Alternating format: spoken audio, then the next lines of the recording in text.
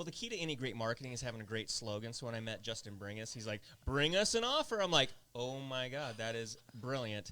Greetings, Signature Studio Spotlight Series. This is the bald guy in the red tie and Susan Ebert with a very special guest under the spotlight in the Signature Studio, Mr. Justin Bringas. How are you, buddy?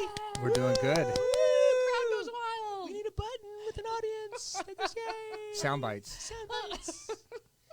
Man, I'm excited to have you in this studio here because you're kind of a big deal. Kind of. Sure, whatever. You I appreciate really are. Really big deal. I appreciate that, but I've got a long way to go. Humble.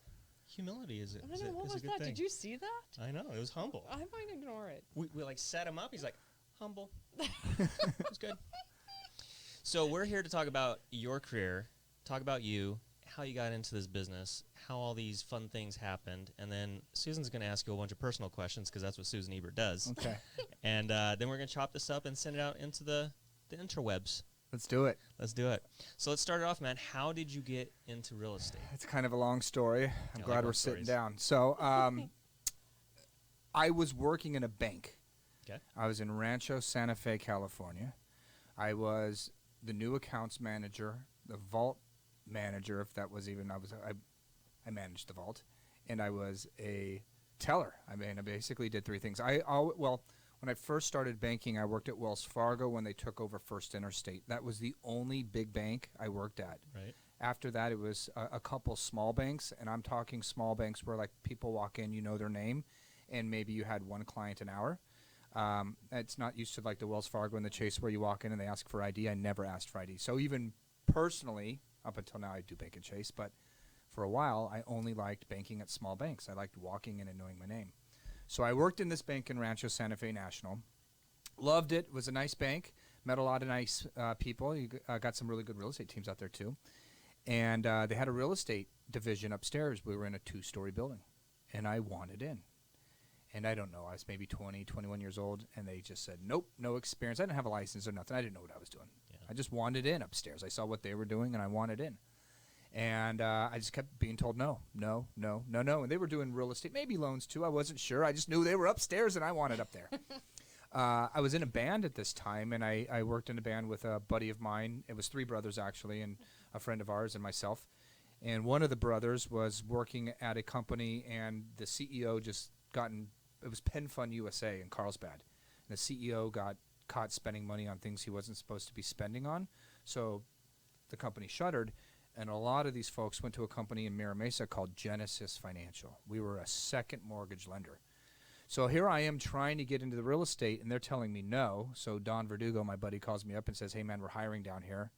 And I left the banking world and went down to Genesis Financial, only to sell second mortgages. We were a direct lender. I was stuck on penny leads. Those were the leads that people come in and check their credit report. You can buy those. Yeah. And that's what I was given. And if I wanted lending tree leads, which all the guys and girls driving the nice cars were getting the lending tree leads. And if you remember, lending tree went out to 4 lenders. And we were a direct lender. Larry was funding with his own money. So if we were a quarter point higher, we could change the rate. So we were always winning, long story short. And so if you could get into the lending tree leads, I knew it was easier, and people were making a lot of money doing so. So I didn't know what I was doing, so I just got on the phone and started dialing like crazy. Ended up getting my conversions high enough on the penny leads to get over to lending tree. And back in this day when I started, I didn't have a real estate license. What year was that? 99, 2000. You had lenders had a corporation license, and you could work under that license. And then about 2003, I think maybe things started to change. I don't know. I was naive. I was just selling loans, right? It's kind of more like a Geico kind of, it seemed like, environment. You know, your underwriters were there, your processors were there. We walked around the corner, they were right there. Larry, the owner, was right there. I mean, we owned a building or rented it, and everybody was there. So it was a lot different environment than real estate is today. Yeah. A lot different. And got over to those lending tree leads. Then in 2004 became licensed. Worked until about 2008, and the market crashed in 2008. I'm sure we all remember that. Go back 2 years, get a little personal here. In 2006, I had for my first marriage, a brother-in-law passed away in a car accident.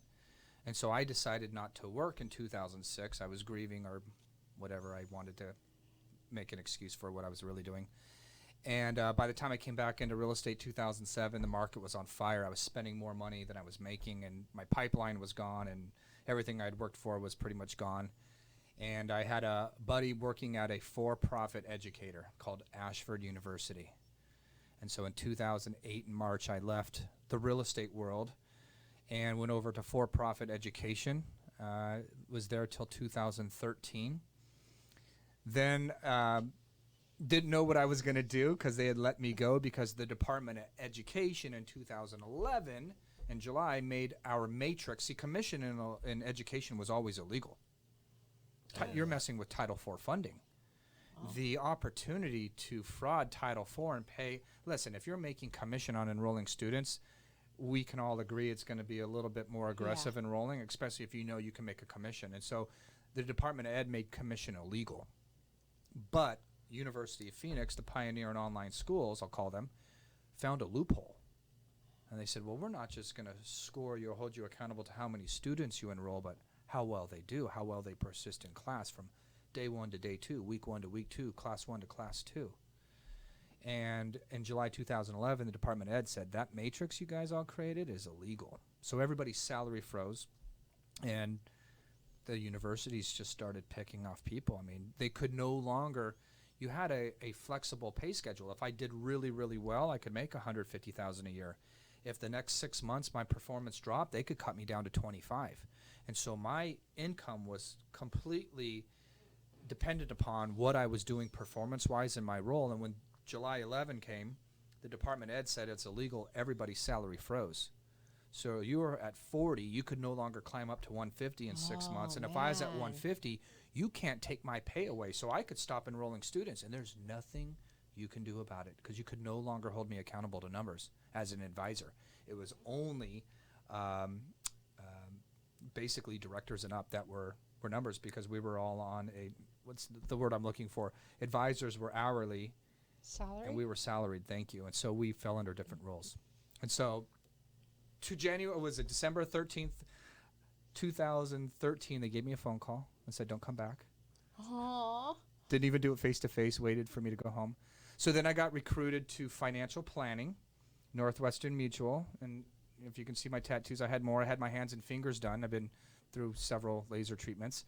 And so I start working in financial planning for maybe 6 months. And nothing against those guys and girls there. They're mostly guys. They're all very conservative. And here I am in a suit with tattoos on my hands and fingers. And the one thing you can see when I walk into a room are my hands and my fingers, or at least I felt that, you know? Aww. And so shortly after I learned financial planning was hounding family and friends. You can't buy leads. You can't put posts on Facebook because the SEC watches what you put on, and it just too many rules.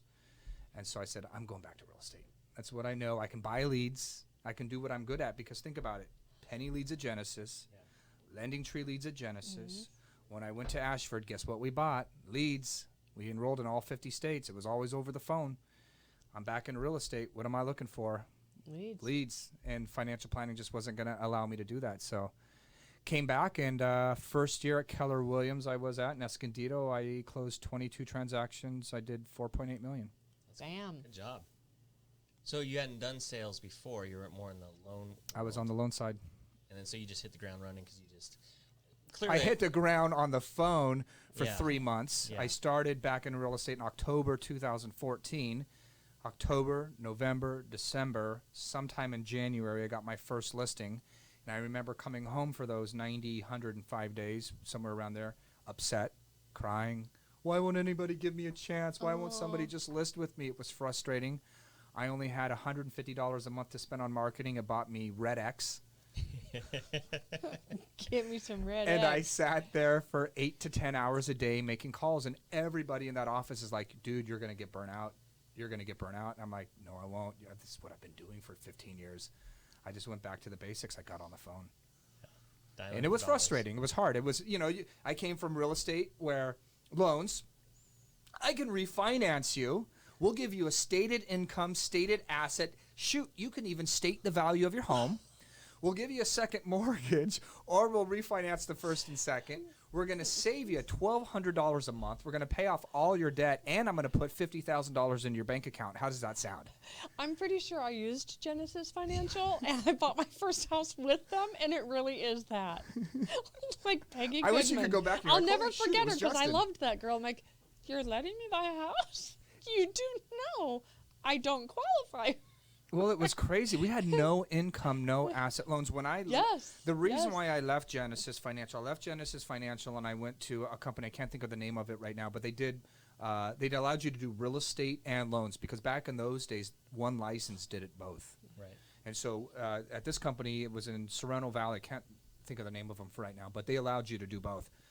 I left Genesis because they weren't really pushing first. They made all their money in seconds. That was their pipeline. That was they were a direct lender. They controlled that money. For me to do first, I had to broker out. But after a couple of years of working there, I'm like, why am I doing $50,000 loans? Now, we charged 10 points. I think that was right before Section 32. Gosh. $150,000 loan, $15,000 in commission on it. But I started thinking to myself, why am I doing these 50 and 150s when I can be doing 500s and 800s and 1 millions? And so they didn't want me doing first, so I left. Went on my own, I was working out of my house. I was buying leads. 90% of my business was in Delaware. No income, no asset loans. They were all self-employed people that had less than 2 years self-employment who've already been told 2 to 5 times no. Wow. And then I was buying those leads from some guy in Florida, $5,000 for 25 leads. I'd close 24 out of the 25. Jeez. And it man. was they know, were he's a simple. closer. I was the only, I had the program. It was a no income, no asset. So you came in on your credit score. You did not put down a job. You did not put down income. You did not put down assets. We bought on your name, your birthday, and your social. What could possibly go wrong? Nothing. 2008. Dun, dun, dun, dun. So you've been in the actual real estate jungle here as far as being up in the Inland Valley area for how long then? I moved up here in 2015 2015. Okay. from Escondido. And then so you went to the Keller Williams. When I From there first to there. moved up here, I was in 2015. I was still going to the Escondido Keller Williams. I was still making the drive, and I finally said, "Why am I doing this?" And so I came to the Keller Williams in Temecula, and started working there. Did you ever make any profit share? Less than $200.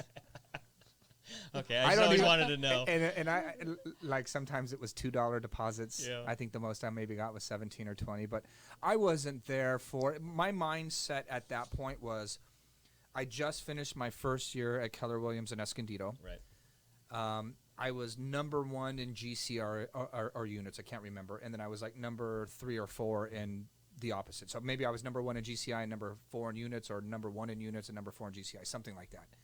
And nothing against the broker, wonderful gentleman, still good friends with him. But I'm the type of individual, I think in real estate you need to be a self-motivator, and I'm very competitive. And I use this analogy that I chase rabbits. I like to find agents, teams, individuals doing better than I that have a style that I can appreciate, somebody that I respect. You know, they talk like me, act like me, I can see myself living like them, and I try to understand everything that they're doing. And then I do it, and then once I pass them, I find somebody else. I like that. And Right? I just use these Kind of building blocks. And exciting. so at Keller Williams being number 1 and number 4, I was like, what am I doing here? At the Escondido office, there just was nobody for me. To chase. You're the sum of the 5 people you hang out with, right? Yep. Well, if I was number 1, then I was in the wrong environment. And so what attracted me, I didn't know Susan or Signature or anything. I didn't know all I knew was Keller Williams. What attracted me was Marcel Hensley in that office. Yeah. She was a $30 to $35 million producer, and I was like, dang, I did 5. If I can do 30, I'd love to do 30. And so she was the rabbit that I chased at the time. That was, to be honest with you, what drew me to, and I didn't know her. I didn't know her at all. I didn't even know Temecula or Marietta. All I know is that she was in that office. She was doing 30 million. I'm like, all right, that's my new rabbit to chase. That's awesome. I like that metaphor. The rabbit? Yeah. Chasing something? Yeah. So you seem to have a very competitive background or just DNA. What's your background? Did you grow up racing or anything like that? No, or- my dad's a commercial landscaper, owns a business, a very successful business. My grandfather was a business owner. He owned some Firestone franchises, so the entrepreneurship is in me. I played baseball. I skated. That's about it. Caused a lot of trouble. I just like the competition. I like the chase. You Yeah. know, I like. I'll revert to an example, a couple examples, and I think this goes toe to toe with real estate because education was still sales, right? I came out of loans where I can give you all this money and drop all your payments and give you this killer rate, to all of a sudden I had to transition to I need $50,000 from you to go to school. And by the way, it starts right now because you got to pay $50 to apply. Yeah. And it was a completely different mindset from I can do this to you've got to give me this. And so I had to learn. And I'm going to give this small little story, and I hope it makes some sense. But when I was at Ashford and I first started, talk about competition, I wanted to be the first advisor on my team to enroll a student. I didn't know what the hell I was doing. I came out of 2 weeks of training. We all get on the phone. We're in cubicles, and these cubicles didn't have like 5-foot high walls. They had like 8-foot high walls. So you're sitting in a box and you can't see anybody. You can hear them, and we all got headphones on. And I can just imagine everybody came out of that training class, and now it's Monday morning. We're all on the phones, and everybody's deer in headlights. And I'm like, I want to be first. And everybody else was deer in headlights. My second or third day, I don't remember which it was, I made 518 calls that day. Now, I did not have a dialer. I had a phone. I had a piece of paper because we were given all the overflow leads that the other advisors couldn't convert, and I had a ruler, and I was going line by one, crossing out names, dialing with my finger, 10 keys, 1818, whatever the number was, dial. Hang up, do it again. 518. I enrolled the first student that day. It was my 518th call. That's why I remember the number. So at Ashford, we were in a matrix. Every 6 months as an advisor, you got reviewed. Managers and directors were every year. My first 6 months, you're going to get fired. You had 5 categories. You're going to get fired. Needs improvement. I don't know what that one was, but we just called it you're going to get fired. You're going to get fired. Needs improvements. Meets expectations. Often exceeds. Always exceeds. So our first matrix was 24 students. That was meeting expectations. I enrolled 22. I think I was making $42,000 a year. No movement in my pay. Some folks on my team that didn't have I thought I was going to kill it because I had sales experience. The people who really killed it in their first matrix were the ones that didn't have other habits. And my habit was, how much money can I give these people, right? Some of those folks enrolled 65 students, and they were exceeding expectations. They hit the exceeding, and they were making $65,000 a year. After their first 6 months, they got a $25,000 raise, $2,000 a month.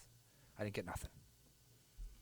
My second 6 months, the matrix changed, and every matrix after that was the same as the second, and it was 64 students meets expectations. 80 was always exceeds. I enrolled the same amount of students as I did my first 6 months. I went from 42 grand to 20 grand a month, or a year, excuse me. I wish it was a month. 20 grand a year. Went to my payroll company or HR, wherever I went, and I said, make me exempt. Don't take any federal. Don't take any state. I'm broke. I had some savings. I sold a car, one of my Mustangs, and I was living basically off the money I'd made in real estate and the savings that I had from selling the car, and I was making $2,000 a month before taxes, and some still come out, even though you say that. And my mortgage was $2,000. And I said, I'm never going to let this happen to me again. And so I decided to go. There was maybe 8 managers in the school at that time, and I went to every manager and I said, who was your best advisor? They said, Susan. So I went to Susan. I said, Susan, I suck. Can I take you to lunch? Will you show me what you do? And I got 8 people to say yes. I took them out individually. If you looked at my cubicle for the next 6 months, and by this time we had short cubicles, we could now see each other. And if you looked at my cubicle, I had Post-it notes everywhere.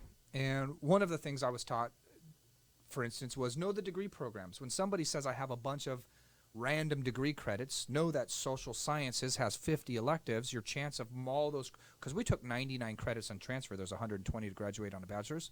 So we took 99. We took a lot of credits. Well, social sciences with 50 electives, if you had hair cutting and sewing and weightlifting, like random, community college classes. That was the best degree. Well, I didn't know that. I'd have to come onto the website and keep you on the phone and be looking around. So it was memorize the school programs. There was just certain things. And at the end of that 3 months, I enrolled 67 students, and I went from 20 to $67,000. And now I knew what I was doing. I ripped down all those Post-it notes. I wrote a script, and I wish I could remember it, but at Ashford we followed an acronym, MAPS, Motivation, Admissibility, Program, and Start Date. Always motivation first. What do we do in real estate? What is your motivation? Yep. Roosevelt and John Maxwell said, people don't care how much you know until they know how much you care. Yeah. Doesn't matter what you've done. If you don't care about me, most people don't want to do business with you. Yep. And so in sales, whether it was education or now in real estate, it's what's the motivation? Why are you wanting to move? Why are you wanting to sell your home? It's that motivation that's going to get that client to move, not what I want. It's what you want. And then it's building a relationship, uncovering that motivation. We start to build rapport because maybe you like cars and I like cars. And right, if I like cars and you like cars, I have to be a good person because you like cars and you're not you're a good person, right? And so through that motivation, we start uncovering rapport. We start building rapport. And when we build rapport, we build trust. Yeah. And now once you trust me, you're willing to do the things that I ask you to do.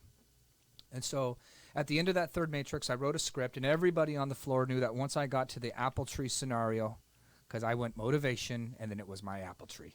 And if I got to the apple tree, you were filling out an app. So here I sucked. Now I'm in matrix 3. It's the end of 2009. We're in October. I'm coming into January of 2010, and I have about 65, 67 students already enrolled, and I have 3 months left. Well, we figured out the algorithm at Ashford, and the algorithm at Ashford was every student over 80 was $1,000 a year. How many students did you enroll? 93 grand a year. How many students did you enroll? Susan, 120, and you're making how much? 120 a year. We realized every student over 80 was $1,000 a year. I've got 65, 67. I got 3 months left on my matrix. I'm going to kill it. I went to my manager the first week of January, and I said, what's the university record for the most enrollments in a week? She said 18, military. Well, military, you got to remember, they gave military free books. They gave them a discount on tuition, and most of those guys were getting GI Bill, and so they did use that, unfortunately, to leverage the student to come back to school. You're going to get paid to go to school. So it was a little bit of an easier enrollment, right? That week I enrolled 20 students. I came in Friday with 13. Everybody said, what are you going to do? Are you going to stop? And I said, nope. And Friday I enrolled 7. I wanted that record. I went on in January of 2010. In 1 month, I enrolled 79 students. Remember, it was 80 in 6 months. I already had 65, 67 in, plus the 79 I just did. They knew they were going to pay me big time. They promoted me. They said, all right, you're going to be a manager. I came to my team with the manager, and I basically said, here's the script. You want to make money? This is what you do. You don't want to make money, don't do this. I had the most promotions to manager trainings I had when I became a director. I had the most managers promoted to the director training class. It was those that followed the script. And the reason why I gave that long story is because now I'm in real estate. And what that taught me was this. I read this book called the MREA book, Millionaire Real Estate Agent. Mm-hmm. Some of us have maybe read that. Mm-hmm. And what does it say? It says, find a blueprint, copy it, master it. Then you can make it your own. And here I am in real estate struggling my first year in 2015, and I start reading that book, and I'm like, holy smokes. What did I do at Ashford? Yeah. In 2008. I went out and I asked the people that were killing it, what are you doing? And I didn't say, no, I'm not going to do that. I took everything they said, wrote it on the walls, and then followed it for 6 months. Mm-hmm. And then when I started realizing I know what I'm doing now, I took those Post-it notes down and I did my own thing. And in real estate, I have some mentors, I won't say names on here, but some really good guys that do a lot of business. And one of them down in San Diego closed 300 plus deals last year, 220 million. And he says, rip off and repeat. That's how I built my business. And you're rip totally off allowed to say repeat. a name and give them accolades. Well, it's Daniel Beer. Daniel Beer High. Yeah. Dan Beer's a great guy. Yeah. But rip off and repeat, and you look at it, and all the training classes, Tom Ferry, anything that you can go through, what are they teaching you? Mm-hmm. A blueprint. Yep. Yep. And so many of us in real estate want to try to go do our own thing. Don't do your own thing. When I was doing my own thing at Ashford, what happened? Mm-hmm. Nothing great. Yep. But when I went to those that were doing great and said, what do you do? And I mimicked them. And I didn't say no. If they said jump, I jumped. I didn't say how Yeah. high. I didn't say how often. They said jump, I jumped. Yeah. And it brought me to some great successes there. And now I'm trying to repeat that in real estate, although real estate's a little bit more difficult. So what's your experience been since 2015 being here in this area? I mean, you're obviously, seems like you're killing it. We did almost 30 million last year. That's fantastic. I wanted to double this year, Yeah. to be honest with you, and I didn't. I failed. I'm not going to get to that point. And the reason why I paused and hesitated there is I don't want to blame it on anything. And so many people, it's COVID. I don't buy that excuse. Mm-hmm. I don't take it as a valid excuse. I chose to continue working when COVID hit, and they said, don't go outside and don't do this. And call me ignorant, call me naive, whatever. Sure, I am. But I also have a family of 5 kids. And I had to make sure that I didn't panic and that I did what I knew what I could do best and stay on the phone. And one thing COVID taught me is I have a really good prospecting method, because the only thing you could really continue Yep. doing through all of this was prospecting, staying on the phone. Thank God I knew how to do that, because the poor agents whose business Yeah. was built off happy hours and door knocking and open houses, Yeah. they struggled, Yeah. and they're probably still struggling. Yep. But you couldn't take the phones away from me. And s- everybody's home. yeah, and so we're not ending this year where we're at. We had some major changes on the team, and it's okay. It's God's cleansing. He's making way for something bigger and greater. And That's right. I'm trying to figure out the lesson I'm learning this year. We're still going to have an awesome year. If we can finish out these last 4 months strong, we will match what we did last year. Fantastic. So how did you meet this blonde lady over here? I think I came to her. He did. So, I'm at Keller Williams. I'll give you a little bit more story, guys, because those of us that are listening here, there's going to be some brokers that reach out to you and try to promise you things and coerce you with money. And in 2017, I bit that bug. And can I say the company? Yeah. So I had Coldwell Banker coming after me, and they were pursuing me pretty heavily. And I kept blowing the guy off. And it's December 2016, and there was another agent leaving my office, and I'm like, where are you going? He goes, I'm going to Coldwell Banker. And I'm like, oh, they've been calling you too, huh? And it was him leaving that kind of enticed me to make that call. And the reason why I was enticed to make that call was I was trying to build a team that year, and I started in October, and some of the leadership at Keller Williams fed me some people, and some of those people that they fed me were their family members and friends. And right, their family members and friends get a place to live, and in the meantime, I might not get the best agent. I'm trying to be polite here. Yep. And I made a rookie mistake, and I was spending $3,000 a month on Realtor.com leads, and I was making $30,000 a month and converting them. Realtor.com in those days was, hi, Susan. Mm-hmm. I just got your request about 123 ABC Street. What time today would you like to see it? That was my script. And you know what Susan would say? Can you show it at 3? And I'm like, it's 2:30, and I'm in Temecula, and I'm still buying leads in Escondido. I'm like, can you give me 40 minutes? And I hauled ass down there. I stopped what I was doing and went down there. And back in those days, 2015, 2016, Susan would see one house with me, and Susan would say in 5 minutes, all right, I'm ready to write an offer. Uh-huh. And I'd be like, dang, that was easy. Mm-hmm. So those were the Realtor.com leads. And so I'm having incredible success with them. So when I brought on these 6 or 7 agents, Justin thought that if I give them all my leads, all they have to do is when the lead clicks on the phone or however it came to us, they got to call right away and go show the house. And I had some agents giving me pushback. Well, what if they're not pre-approved? I need a pre-approval letter.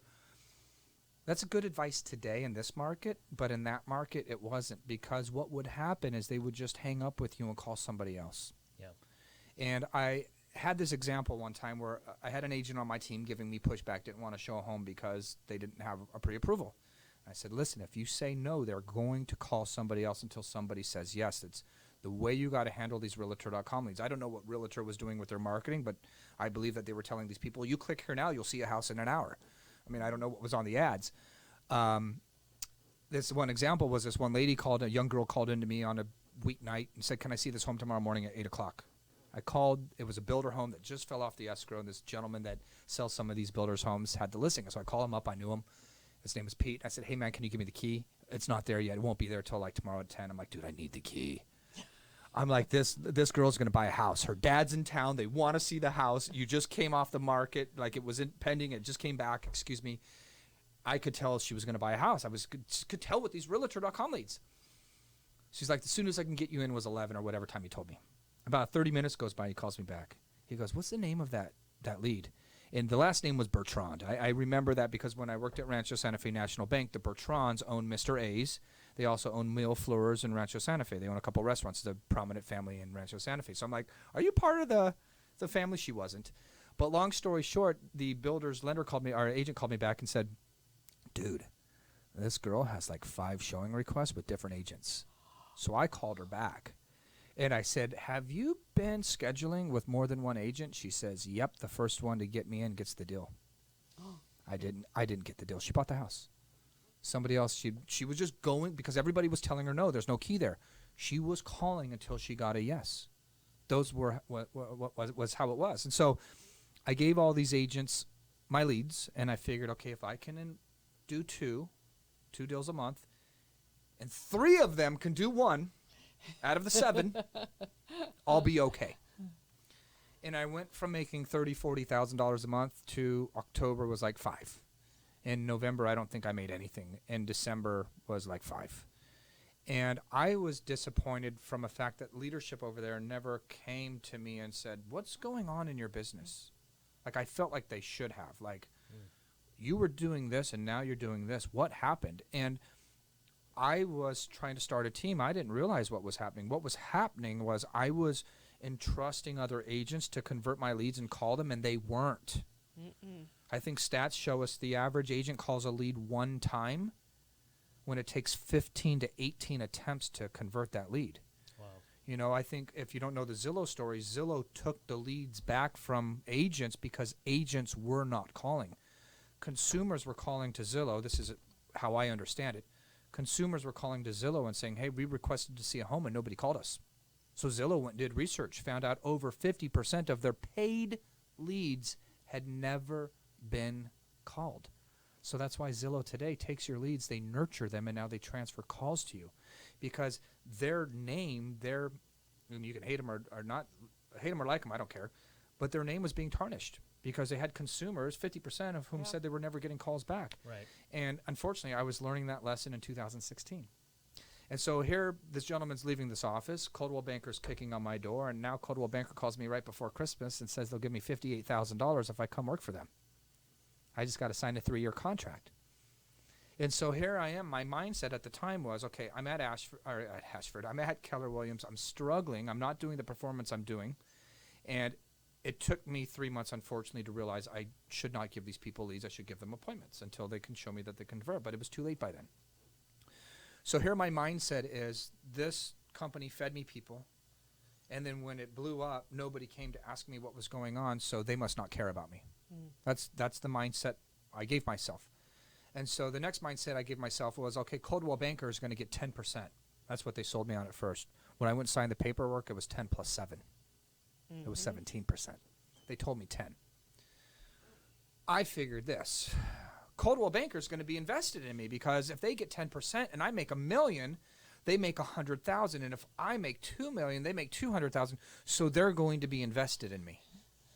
They're going to want me to succeed. How'd that work out?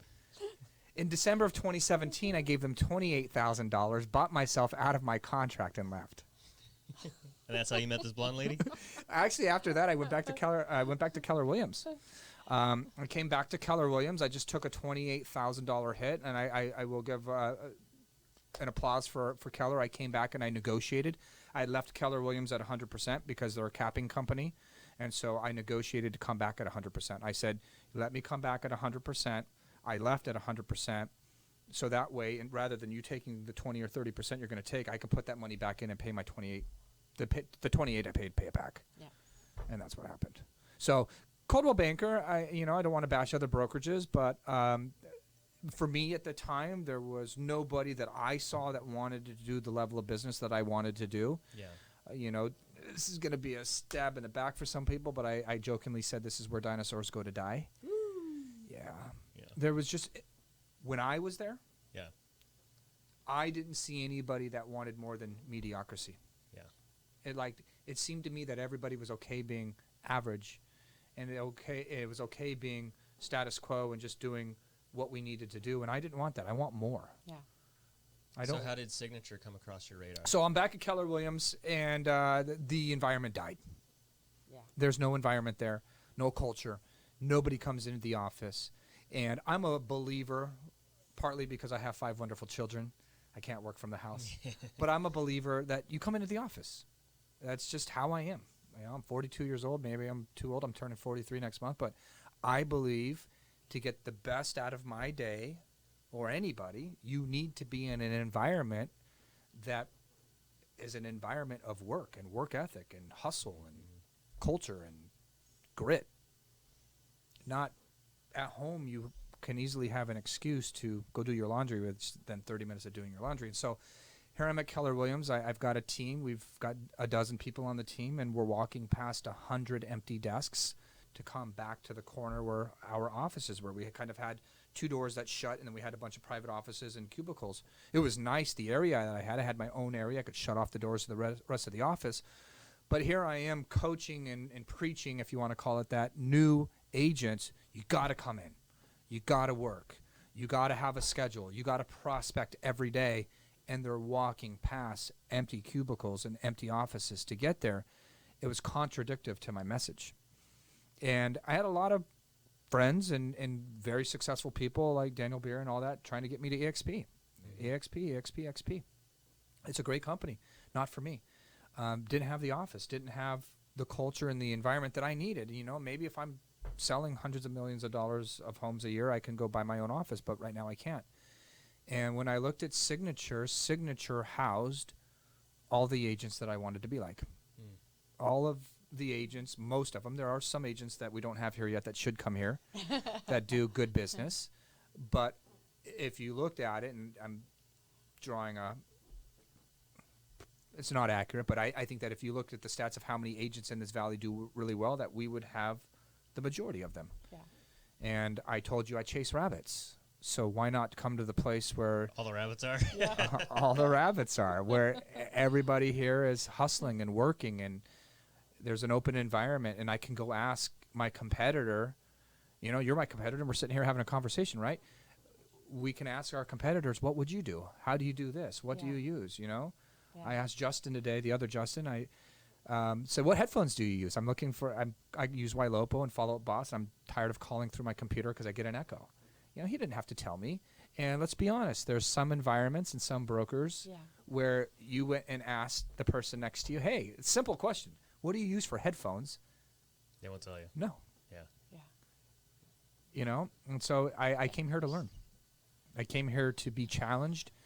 I came here to say, all right, there's some good rabbits here to chase. Let's see who I can pass. And maybe I don't pass them, but it gives me the drive, and that's just what I need. Everybody works differently, but that drive to me, it's what keeps me ticking. And then when you get there, it feels good. So, but then the thing that happened was COVID. Yeah, COVID. So he just came, and so And nobody's in the office. It was me and him. Me and him and Marianne, receptionist and escrow, for a couple I showed up months. every day. He did. Every day, got my temperature taken. Yep, I was so thankful Went that to my someone was here office. with me. Well, remember, I have 5 wonderful children at home, which I love. It's impossible for me to work out of the house. And again, look, my wife would make it possible for me to work out of the house if I needed to. She would do something with the kids, and it would be possible. But this is my environment. My house is for me to hustle with my family and take care of my kids and love my kids and my wife and help out and eat dinner and do those things and watch movies. We watch a lot of movies. This office is for me to hustle and work. Yeah. That's cool. Yeah. I like that. Yeah, you brought such an energy, and you kept my energy alive all people weren't coming in. I was like, oh my gosh. Well, thank all I God know is I was Justin's losing deals. I think in March we lost like 6.8 million. here. Yeah. It We had was a season. we had a $1.8 million escrow. The gentleman he's still our client. Hasn't sold the business. He has a technology business. They make the cloud software. I don't understand it. Big companies use him and buy racks. That's called racks. I don't know. And they store technology on it. It's $100 million business That's he's not selling. what a rack used to mean. No. It's a $100 million business. But when COVID hit, the bigger company that was buying him said, no, we're not liquidating our cash. They bailed out on the sale. And so now we have a New York broker helping with the sale of the business. But you're selling a business of this multitude. It doesn't happen overnight. Yeah. You know, we had sellers that were elderly or just overall concerned and said, I don't want people coming into my house. Cancel the listing. Yeah. And we had another gentleman. We actually, shout out to Carly, one of my agents, got Yes. engaged. Her and her fiance have family in Colorado. So they were here for just under a year. She was one of my best agents. Started off as an ISA, no experience, no license, an ISA, and she did a very good job. And she's in Colorado right now, so she can get married and have babies. Yeah.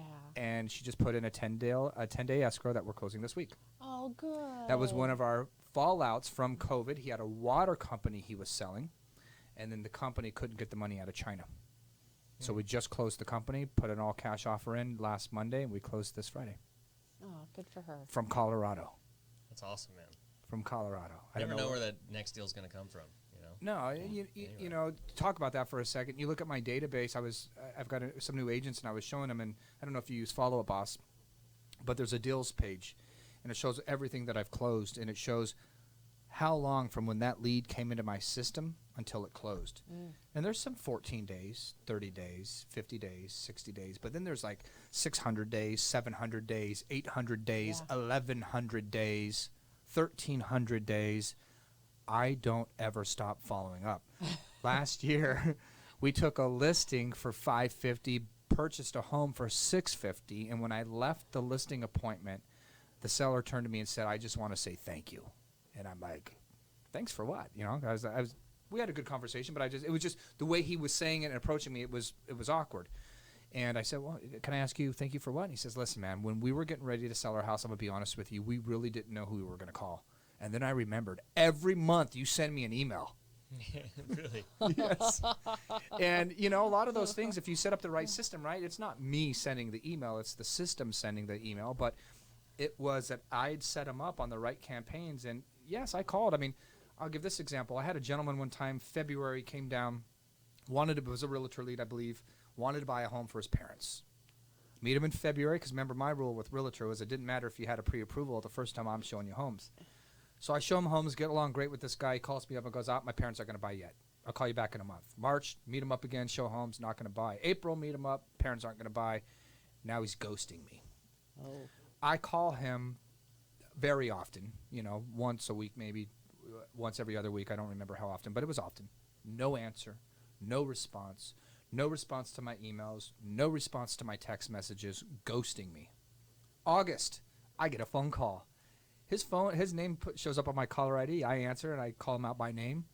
And he goes, "Oh, my gosh, you still have my phone number?" I go, "Of course I do." I'm like, "Where the heck have you been?" He goes, "I'm ready." He goes, "This time it's for me. I'm cash, bought a $700,000 house in Carlsbad." Yeah. That's a great Yeah. moral of the story of never give up. Yeah. Until you tell me Great. to fly a kite, F off, Yeah. or you're just extremely rude. Actually, you could be pretty rude. I'll probably still keep calling you. So unless you tell me to F off or stop calling you, you know, so I don't get in trouble with DNC, I don't ever stop calling. It's a courtesy. I look at it this way. I mean, I know some agents in this business could be, that's annoying, Yeah. and you're a nuisance, and you're annoying, and sure, okay, great. I look at it from a customer service perspective. I owe a duty to you. If you came to my website and inquired about something, I owe a duty to you to get the answer in a timely manner. Yeah. And if you're working and busy because you haven't answered my phone call yet, it's my duty to provide customer service to continue trying to reach you until I find a time that you're available. So I look at it as a different approach, you know, like Yeah. I'm providing customer service. Now, do I anger some people? Very little. You know, most people, to be honest with you, thank me for my persistence. Hey, thank you for the persistence. I'm Well, sorry you're I've been really busy. nice on the phone. You're don't know. really, really, really, really, really good on the phone. I take that as a compliment because sometimes Yes, I feel like I'm because we very sit firm. and listen, you know, and it's impressive. Well, thanks. Yeah. Well, now is the time for Susan's speed round of personal questions. Speed round. Right. Okay. What's your middle name? Manuel. Ooh, where'd you get that? My great-grandfather came from Spain, is what I know, and then migrated to Mexico City. And then I believe when my grandfather was 5, they came from Mexico City to Texas. And then my mom's French-Canadian. I like it. So what are you? French-Canadian in Spanish? I don't know. People Where- would call me white. Where were you born? I was born in San Diego. How long have you been married? 11 years, together 13. How many kids? 5. Names and ages. Madison 16, Cameron 12, Caleb 10, Lillian 3, Charlotte 1. I got one boy, and they're all halves. We got birthdays coming up. Charlotte's turning 2 in December. Caleb's February.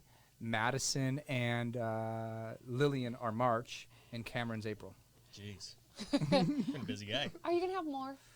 I hope My so. wife says no. Oh, I wish you'd have more. If I could do anything over, I'd have more. Like 8, 9. You know, I think something like 7's a good number. I really like the number 7. that. Completion. I wouldn't mind. Listen, my wife works her tail off, so she has to approve anything I say.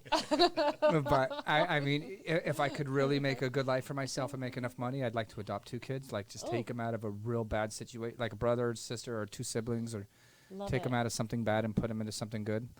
But I don't have enough yet to be able to do that We'll the get right way. there. We'll get We there. will. Yeah. How did you meet your wife? The long story or the short story? The short one, because we don't have a lot of time. So I was living at my house in Escondido. I was in the process of getting divorced, and my buddy came over on Mother's Day, said, let's go out and drink. I don't drink anymore, but I was drinking. And I didn't know my wife, Jessica. I knew her roommate, who was also named Jessica, and I didn't know my wife was named Jessica. So my buddy Brandon comes over. The lights were on, and I said, Brandon, if those lights are on when we come home, I'm going over and knocking on the door. So we came home, the lights were on, it was sprinkling. The girl whom I kind of knew, her window was down, so I went and knocked on the door. My wife answered. And I said, hey, Jessica has her windows down. She goes, well, I'm Jessica. I'm like, well, that's not your truck. And then we started talking, and then I coerced her to come over to my house. It was a long battle. She said, no, I'm not coming over. I'm in my pajamas. I said, well, if I go get my pajamas on, will you come over? So I went home, put on some like sweatpants and a shirt, and I came back over, and I'm like, all right, I got my pajamas on. I'm like, did you just spray on perfume? Oh, So then yeah, she did. So then she said, well, I'm still not coming over. And we had this HOA lady, Roxanne, that was kind of nuts. And she goes, if you go get me a rose from Roxanne's house. So I went home, got scissors, went to Roxanne's house, cut a rose, came back. Got Jessica to come over. She maybe hung out for an hour or 2, wouldn't stay, left. And then I started chasing her. Chasing that rabbit. Chasing the rabbit. And I'm glad I did. And we've caught the rabbit a few times. She's an awesome, I couldn't have asked for a better wife. So What rabbits do. she put up with a lot of my nonsense for many, many years and stuck with me. And hopefully now I give her many, many happy years. Did you do lots of nonsense? I was a troublemaker. Did you learn from it? Yes. Do you love troublemakers now? I don't know. What kind of troublemaker? No, I'd probably say, I don't know. It depends. I think I was innocent trouble. Like I wasn't stealing and robbing things. Yeah. But a lot of the things that I did as a kid with cameras and cell phones now, I couldn't have done. Oh, what are we talking about?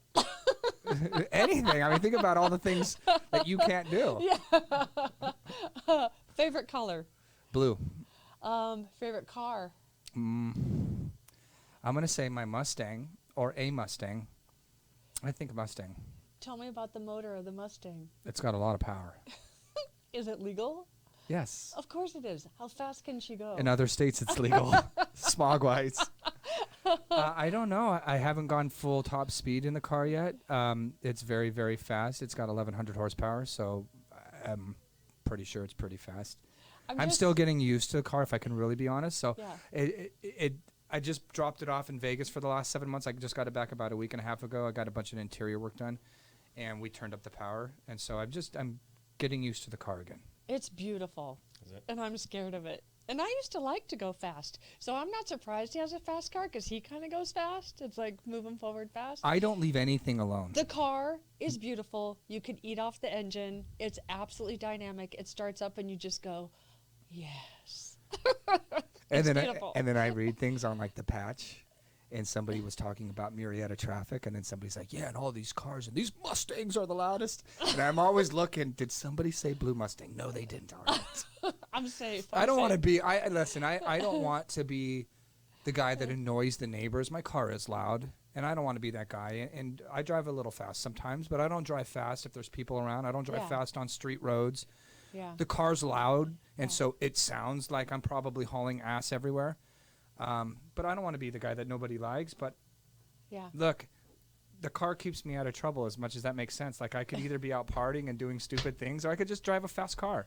Yeah. So that's my trouble. That's the little bit of trouble that I get into is that car. What's your favorite food? I've been on a Mexican food kick for a while, so I'm just going to say Mexican. Favorite thing to do with the kids? You know what? I like to do anything with them. My joy comes from watching them be happy and smile. So anything that they like to do, I know that they probably like the most: Disneyland, the beach, and the river. Aw, I love that. Well, like for birthdays, I don't ever want anything. You know, like I think one birthday I went out and bought the kids stuff, and it's like my joy comes from them. You know, just they're kids. Yeah. If you could give one piece of advice to a brand new agent, what would that be? Real estate can be the easiest job you've ever had, and you'll make the least amount of money doing it. Or it can be the hardest job you'll ever have, but you'll make more money than you know what to do with. So my advice is work hard and hustle. What would be your one piece of advice for someone who's just becoming a father? Because of the lifestyle that I had, depending on that father, because there's plenty of good fathers that didn't have the lifestyle that I had, I'd say take a look at the lifestyle that you're living and make sure it's a lifestyle that you want around your kids. And if you're Nice. already living that lifestyle, then just love that kid like crazy. Oh, how do you love them when they're really awful? You hold them and hug them. And listen, my kids sometimes are a pain in the rear end, but you just got to hug them. They're kids. They just, that's their way of communicating. They don't, you know, is it frustrating? Yeah. Does it give you headaches? Yeah. But at the end of the day, that's me. It's God giving me payback for all the things I did. Do you believe in God? Of course I do. Oh, that's Yes. nice. I like that. Yeah. I go to Center Point Church, Do you? although the governor doesn't want us at churches, so. I might not be good at following those rules either. Oh, well. Oh, well. Rebel without a cause. Rebel with a cause. Rebel This with is a good. cause, This is yeah. good. Okay. If you could say one thing to a buyer, what would be your best advice for a buyer? I think the best advice for a buyer right now is be prepared. I speak to a lot of buyers, and they're like, hey, I want to see this home. And I'm like, well, do you have your pre-approval done? No. It's a market that's moving very, very quickly. And I am somebody who's supposed to be leading you to your dream. And if I lead you to your dream and you're not prepared, and it's Saturday, and you need to get pre-approved, and some lenders don't work on Saturdays and Sundays, that means you're waiting till Monday. It's going to take them 2 days to get your pre-approval. The seller is not waiting for you. Yeah. And so I just took you to your dream home, allowed you to fall in love with it, gave you this false pretense that I'm going to be able to get it for you. And because I didn't hold you accountable to being prepared to make an offer, I'm now going to lose the home for you. Ouch. And it happens. And I think right now in this market, you need to be prepared. You need to be ready to go. You need to know what you qualify for. You need to know how much money you're coming in with. I mean, I see it with buyers. They get a janky pre-approval. They don't know how much money they're coming to the table with. And all of a sudden, they're like, I don't have enough money. You know, and you're like, well, didn't your lender go over this with you? Yeah. You know, I mean, as agents, we go over what do your reserves look like, and we do some pre-qual, but it's really the lender's responsibility. So, you know, it's trust your agent. You know, you come to us, I hope, because you want advice of a professional. Excuse me. You want the advice of a professional. Well, take advice of the professional. If you're not feeling well and you go to the doctor and the doctor gives you nasty tasting medicine, you're going to take it because you want to feel well. So when you come to a realtor and they're like, well, the first step is to take or get your pre-approval, why is there so much pushback? Why isn't it, yes, thank you for letting me know to do that, right? Yeah. And I think buyers, many times, they want to find the right home first. Well, I don't know what that means, find the right home first. Yeah. And then what, lose it because you weren't prepared? Yeah. How devastating. How is that going to make you feel when I say, hey, I'm sorry, the seller had 10 offers, Yeah. and because you weren't ready, you couldn't go? And the other thing I want to say to buyers is, make sure that you're working with a reputable lender. Agents like myself and agents in our office, a lot of them do a considerable amount of business. And they work with lenders that hopefully do a considerable amount of business. And when you're buying a home locally, for instance, and you use an out-of-area agent that nobody knows, and you're up against 10 other buyers, Yeah. and that agent is local, and they look at your pre-approval and go, I don't know Joe Schmo, but I know Brian Decker, and 8 of these are with Brian Decker, and the 2 Joe Schmoes, listen, seller, I know Brian Decker. Brian Decker gets his stuff done, and these Joe Schmoes over here, I don't know, so why don't we just focus on the 8? Yeah. And that's what will happen. Or, on a VA loan, Daniel Bira, Brian Decker pays the non-allowables. Yeah. If you're at another lender and non-allowables, guys, are things that a VA buyer's not allowed to pay for. So you're working with a lender that's going to charge the buyer non-allowables. They can't pay for them, so now they have to ask the seller to pay for them. And so now your offer is $5,000 less than the other offers because you have a lender that's not making that happen for you. Yeah. Okay, best advice for a seller right now. Call me right now. What's your phone number? 951-595-5998. Call me right now. I think that's great advice myself. If you could say one thing to your wife in this moment because she was watching this podcast, what would it be? I love you. Thank you for everything. Thank you for trusting me and sticking with me. And thank you for the kids and the family you've given us. So, I love it. And thank you for allowing me to work a lot. Because I work a lot. I was asking you today, is it Wednesday when she was telling me we're ready for this? Yeah. I legitimately thought it was Tuesday. Yeah. I work every day of the week, so I don't know what day it is. It's not my day off. No. And so just thank you for allowing me to do that. I have a dream, and my dream is to get to 300 transactions a year, and it's going to take a lot of work to get there. And, I what is that saying? 1 step forward, 2 steps back. Is that That's a song? I I don't know what I'm trying to say. All I'm trying to say is I hope that these little bit of setbacks that I've had this year make me stronger and teach me what I'm supposed to be being taught right now so that next year I can hit 300. I mean, you can go from 65 to 300, right? Yes, you can. You actually can. Well, that's the beauty of this business is there's literally Yeah. nothing holding you back. Yeah. You know what I mean? It's just a way of figuring it out. And Yeah. clearly, I think from this interview, you have that mindset to figure it out. Yep. And I think it was a great show. Well, thank Yeah. you. And if you're any agent out there that doesn't have a place to call home, you're struggling, you need leads, you need systems, you need a new broker, call me. 951-595-5998. I'm hiring. There we go. And he is hiring. Great systems in place. It's going to be fun to watch that happen. So, yeah, at the end of it, guys, listen, I really love what I do. I love helping families. And sometimes you're helping them get their dream home. Yeah. Sometimes you're helping them get out of California. Sometimes you're helping them get into a school district that's going to be better suited for their, children with special needs. And sometimes you're just the counselor or the Yeah. referee between the husband and wife getting a divorce. Yeah. We wear a lot of hats, don't we? We wear a lot of hats. Well, Justin, bring us an awesome conversation, and you obviously did. Thank you. You Thanks are for a having me. fascinating person, and I'm so glad that you're a part of this office. And I know that Susan had a good time. I did. Well, thanks I for love listening getting to my to know my stories. people too, and I like just capturing it so then I can remember it. Because she's 59 now. She goes home and watches it. Yeah. Oh, look. He loves his family. He likes race Wait a minute, cars. freeze it right there. What's that on his face? Wait a minute. Is that? Well, Justin, on behalf of Signature Real Estate Group, Susan Ebert, and the ball guy in the red tie, thank you so much for being on the show. Thanks for being under the spotlight, and thank you for shining so bright. And for those in the audience that are like, what's John doing with Susan? There's a microphone arm in front of her face. And We so, can go, okay, yeah. that's it. Well, that's it for this episode. See you in escrow. Bye. Bye. Bye. Thank you, guys. You are the man.